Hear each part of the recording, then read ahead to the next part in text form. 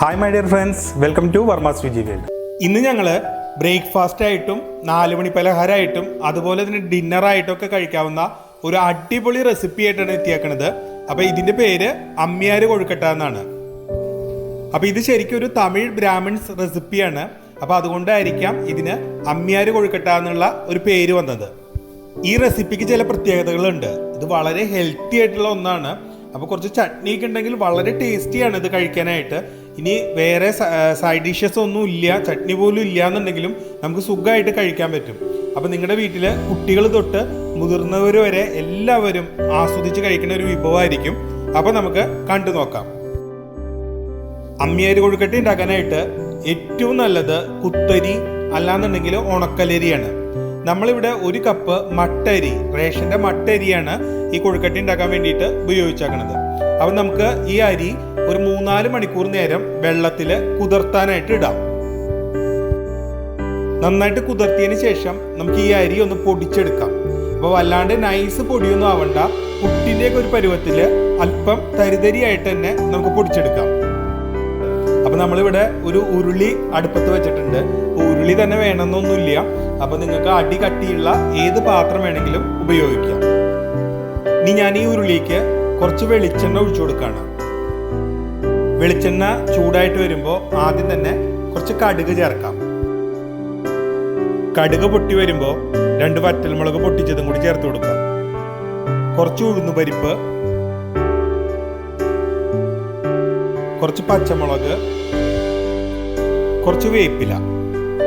ഇപ്പൊ ഇതെല്ലാം മൂത്തിട്ടുണ്ട്. ഇനി നമുക്ക് ഇതിലേക്ക് കുറച്ച് വെള്ളം ചേർത്ത് കൊടുക്കാം. അപ്പൊ ഞാനിവിടെ അളന്ന് നോക്കിയപ്പോൾ എനിക്ക് 6 ഗ്ലാസ് അരിപ്പൊടിയാണ് ഉണ്ടായിരുന്നത്. അപ്പൊ ഞാൻ അത്ര തന്നെ 6 ഗ്ലാസ് വെള്ളം കൂടി ഇതിലേക്ക് ചേർത്ത് കൊടുക്കാണ്.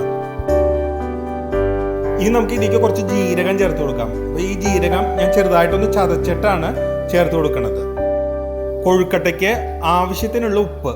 അപ്പോൾ ഉപ്പ് ചേർക്കുമ്പോൾ നിങ്ങൾ ഓരോരുത്തരും നിങ്ങളുടെ രുചിക്ക് അനുസരിച്ചിട്ടുള്ള ഉപ്പ് ചേർക്കുക. ഇനി നമ്മളിവിടെ കുറച്ച് തേങ്ങ ചേർക്കുകയാണ്. അപ്പോൾ നമ്മളൊരു മീഡിയം സൈസ് നാളികേരം മുഴുവനായിട്ടും ചേർക്കുകയാണ്. അപ്പോൾ നാളികേരം എത്രത്തോളം ചേർക്കണോ അത്രത്തോളം നമ്മുടെ കൊഴുക്കട്ടയുടെ സ്വാദ് കൂടും, അത് കൂടുതൽ സോഫ്റ്റ് ആവും.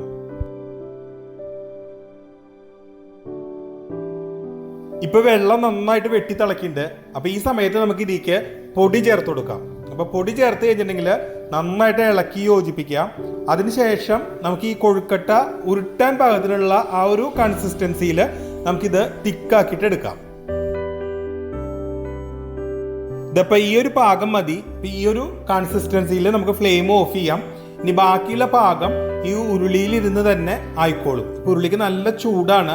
അപ്പോൾ നമുക്ക് ഇതിൻ്റെ ചൂടൊന്ന് ആറാനായിട്ട്, അതായത് നമ്മുടെ കയ്യിലെടുത്തിട്ട് ഉരുട്ടാൻ പറ്റുന്ന ചൂടാവണ വരെ വെയിറ്റ് ചെയ്യാം. അതിനുശേഷം നമ്മുടെ ഇഷ്ടാനുസരണം ചെറിയ ചെറിയ ബോളുകളാക്കിയിട്ട് നമുക്കിത് ഉരുട്ടിയെടുക്കാം. ഇതിപ്പോൾ നമ്മുടെ കൊഴുക്കട്ട മുഴുവനും നമ്മൾ ഉരുട്ടിയെടുത്ത് കഴിഞ്ഞു. ഇനി നമുക്കിത് ഒന്നുകൂടി ഇഡലി പാത്രത്തിൽ വെച്ചിട്ട് സ്റ്റീം ചെയ്യണം. ഇഡലി പാത്രത്തിൻ്റെ ഉള്ളിൽ ഒരു വാഴയില നിരത്തിയിട്ട് അതിലാണ് നമ്മൾ ഈ കൊഴുക്കട്ട സ്റ്റീം ചെയ്തിട്ട് എടുക്കുന്നത്. ഇനി നമ്മൾ ഇതിൻ്റെ മുകളിലും ഒരു വാഴയില വെച്ചിട്ട് കവർ ചെയ്യും. അപ്പോൾ ഈ ഇലയുടെ ഒരു മണം കൂടി നമുക്ക് ഈ കൊഴുക്കട്ട സ്റ്റീം ചെയ്തെടുക്കുമ്പോൾ കിട്ടും. ഇതിപ്പോൾ നമ്മുടെ കൊഴുക്കട്ട പാകമായിട്ടുണ്ടാവും. നമുക്കിതൊന്ന് തുറന്നു നോക്കാം.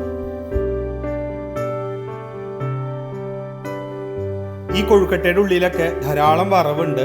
അതോടൊപ്പം വാടിയ വാഴയിലയുടെ ഒരു ഫ്ലേവർ, ആ ഒരു മണം കൂടി ആവുമ്പോൾ ഇതിന് പ്രത്യേക സ്വാദായിരിക്കും. അപ്പോൾ നമുക്ക് ഇത് ഇങ്ങനെ തന്നെ വെറുതെ കഴിക്കാൻ പറ്റും.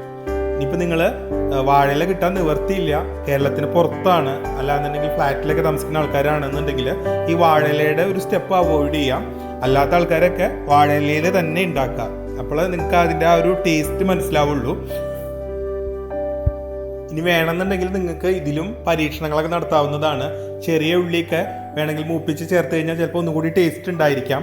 പക്ഷേ ഒതൻറ്റിക് ആയിട്ടുള്ള ആ ഒരു പഴയ രീതിയിൽ ഉള്ളി ചേർക്കാറില്ല, ഇങ്ങനെയാണ് ഉണ്ടാക്കാറുള്ളത്. അതുകൊണ്ടാണ് നമ്മൾ ഈ ഒരു രീതിയിൽ തന്നെ കൊഴുക്കട്ട ഇവിടെ അവതരിപ്പിച്ചത്. അതൊക്കെ കഴിക്കാം കൊഴുക്കട്ട.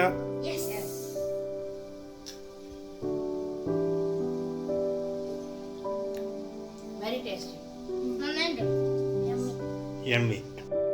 വളരെ എളുപ്പത്തിൽ ഉണ്ടാക്കാൻ പറ്റുന്നതും ഏത് പ്രായത്തിലുള്ളവർക്കും ആസ്വദിച്ച് കഴിക്കാൻ പറ്റുന്നതും അതേപോലെ തന്നെ വളരെ ആരോഗ്യപ്രദവുമായിട്ടുള്ള ഒരു വിഭവമാണിത്.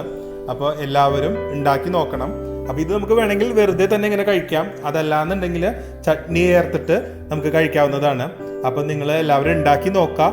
അതിനുശേഷം നിങ്ങളുടെ അഭിപ്രായങ്ങളൊക്കെ ഞങ്ങളെ അറിയിക്കുക. അപ്പോൾ നമുക്ക് വീണ്ടും കാണാം മറ്റൊരു പുതിയ വിഭവമായിട്ട്. അതുവരെ ബായ്.